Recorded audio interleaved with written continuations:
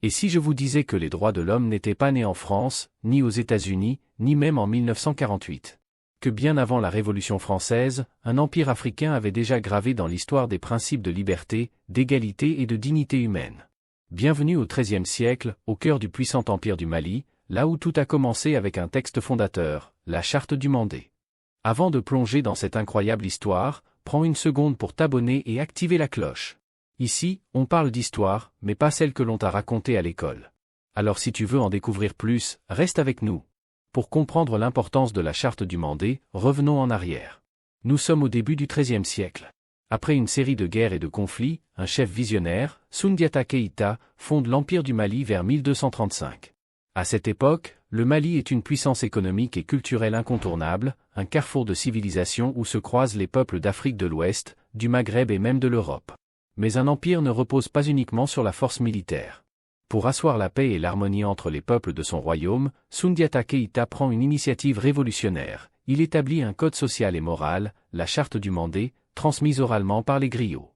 La Charte du Mandé, aussi appelée Charte de Kouroukan-Fouga, est l'un des premiers textes connus à affirmer les droits fondamentaux de l'homme. Elle repose sur plusieurs principes clés. L'inviolabilité de la vie humaine, toute vie est une vie, affirme la Charte, posant ainsi les bases du droit à la vie. L'égalité et la liberté, nul ne doit être inquiété dans sa personne.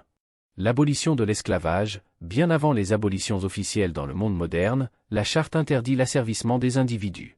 La justice sociale, le roi et ses administrateurs doivent protéger les plus faibles et garantir une justice équitable. La protection de l'environnement et du bien commun, la Charte met en avant la nécessité de préserver la nature et les ressources communes. La liberté d'expression et d'entreprise, chaque individu doit pouvoir s'exprimer librement et entreprendre sans entrave. La sécurité alimentaire et l'intégrité du territoire, la Charte impose aux dirigeants de veiller au bien-être de tous. Cette charte comprenait 44 articles, organisant la vie sociale et posant les bases d'un empire respectueux de la dignité humaine. Bien qu'elle n'ait jamais été écrite, elle est reconnue aujourd'hui comme l'une des plus anciennes constitutions du monde. En 2009, l'UNESCO l'a inscrite au patrimoine culturel immatériel de l'humanité, preuve de son importance historique.